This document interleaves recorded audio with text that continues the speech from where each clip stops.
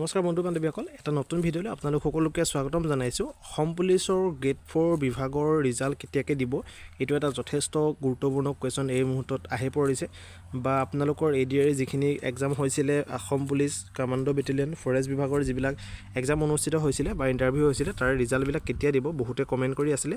তো যোৱাকালি মাননীয় মুখ্যমন্ত্ৰী হিমন্ত বিশ্ব শৰ্মা ডাঙৰীয়াই ৰাজ্যিক পৰ্যায়ৰ বিভিন্ন উচ্চ পদস্থ বিষয়াৰ সৈতে এখন সন্মিলিত বৈঠক অনুষ্ঠিত কৰি তাতে নিয়োগ সম্পৰ্কত বহুখিনি কথা তেওঁ জানিবলৈ দিছে।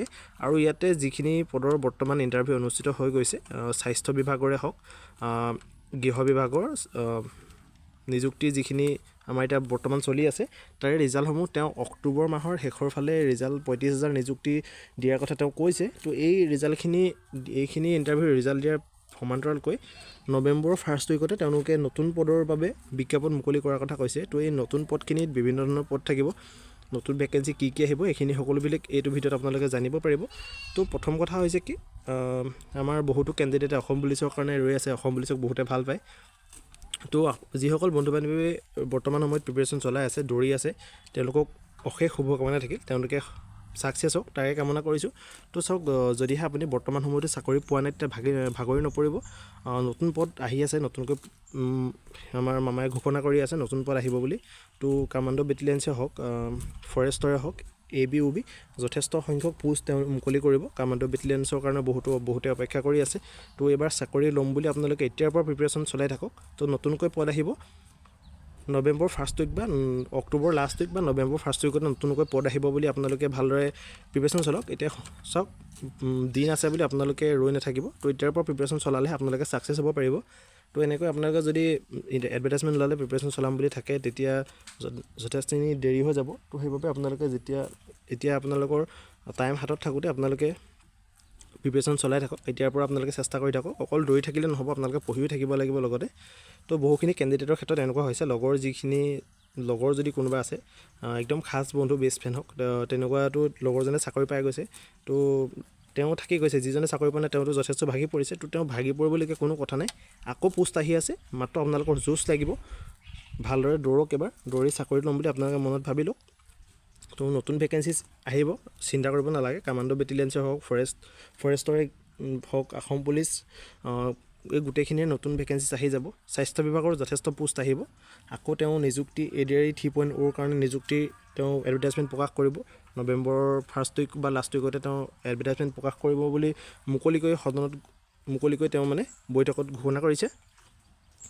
আৰু মেইন হৈছে, বহুতো কেণ্ডিডেটে অসম পুলিচৰ গ্ৰেড 4 কাৰণে ৰৈ আছে। তো এইটো বহুত বেছি ভাল খবৰ। এই অক্টোবৰৰ মাহতে সকলো পোষ্টৰে ৰিজাল্ট দিয়া হ'ব। তো অসম পুলিচৰো বহুতে ইণ্টাৰভিউ দি থৈছে গ্ৰেড 4 লেভেলৰ। স্পেচিয়েলি এইটো চেনেলত গ্ৰেড 4 কাৰণে ভিডিঅ' যথেষ্ট দিয়া হৈছিলে, কিন্তু বৰ্তমান সময়ত গ্ৰেড 4 কোনো ধৰণৰ নটিছ অহা নাই। কিন্তু তেওঁ ঘোষণা কৰিছে, এই যি 35,000 নিযুক্তি তেওঁ দিব, নিযুক্তি পত্ৰ যি দিব অক্টোবৰ মাহত, তাতে অসম পুলিচৰ গ্ৰেড 4 বিভাগৰ পোষ্টখিনিও নিযুক্তি দিব বুলি তেওঁ ঘোষণা কৰিছে। তো যিসকলৰ ইণ্টাৰভিউ ভাল হৈছে, তেওঁলোকে আৰামত চাকৰি পাম বুলি আপোনালোকে ভাবিব পাৰে। আৰু চাওক, গ্ৰেড 4 কাৰণে যথেষ্টখিনি কেণ্ডিডেটে এবাৰ এপ্লাই কৰিছিলে, বা ভাইভাটো বহুখিনি কেণ্ডিডেটে পাছ কৰিছে, কোৱালিফাই বুলি আহিছে। কিন্তু ক'ব নোৱাৰে কাৰ ভাগ্যত কি আছে। তো আপুনি যদিহে চাকৰিটো পায় তেতিয়া ভালেই কথা।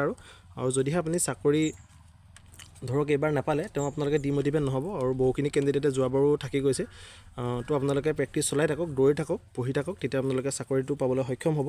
আৰু SSC GDৰ কথা ক'বলৈ গ'লে, SSC GDৰো নতুনকৈ ভেকেঞ্চি এইবাৰতো শুনামতে যথেষ্টখিনি বহুত ডাঙৰ এটা ভেকেঞ্চিজ আহিব বুলি গম পাইছোঁ। তো আপোনালোকে SSC GDৰ কাৰণেও প্ৰিপেৰেশ্যন চলাব পাৰে। মুঠতে চাকৰি ওলাই থাকিব। ধৰক ডিফেন্স লাইনৰে হওক, DME স্বাস্থ্য বিভাগ, আপোনালোকে মেডিকেলৰ সকলোখিনি বিভাগৰে চাকৰি ওলাই থাকিব। জাষ্ট আপোনালোকে প্ৰিপেৰেশ্যনটো এৰি দিব নালাগে, ভালদৰে প্ৰিপেৰেশ্যন কৰি থাকক, পঢ়ি থাকক। এইটো নহ'লে ধৰি লওক আপোনালোকে যিকোনো পুলিচৰ কাৰণে পঢ়ি আছে, ধৰক পুলিচত আপোনালোকে চাকৰি নাপালে, নেক্সট আকৌ ফৰেষ্টৰ আপোনালোকে পাই গ'ল। পঢ়াটো থাকিলে আপোনালোকে অথলে নাযায়, বা দৌৰি থাকিলেও আপোনালোকে অথলে নাযায়। কোনোবা নহয় কোনোবা এটা বিভাগত আপোনালোকে চাকৰিটো পাবই। তো আপোনালোকে প্ৰস্তুতি চলাই থাকক, এতিয়াৰ পৰা যথেষ্ট সময় আছে।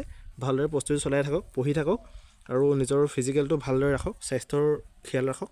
তো এইখিনি আছিলে এইটো ভিডিঅ'ত। আৰু যদিহে কিবা জানিব বিচাৰিছে তেতিয়া আমাৰ কমেণ্ট বক্সত কমেণ্ট কৰি জনাব আৰু নতুন আপডেট আহিলে এইটো চেনেলত আপোনালোকক দিয়া যাব আৰু সকলোলৈকে অনুৰোধ যদিহে আপোনালোকে চেনেলটো ছাবস্ক্ৰাইব কৰা নাই চেনেলটো ছাবস্ক্ৰাইব কৰি ল'ব আপোনালোকৰ এটা ছাবস্ক্ৰাইবাৰে আমাক ভিডিঅ' বনাবলৈ যথেষ্ট উৎসাহিত কৰে আৰু ভিডিঅ'বিলাক আপোনালোকে ভালদৰে চাব তেতিয়া বস্তুবিলাক ভালদৰে বুজি পাব ঠিক আছে আৰু নেক্সট ভিডিঅ'ত আপোনালোকক লগ পাম তেতিয়ালৈ বাই বাই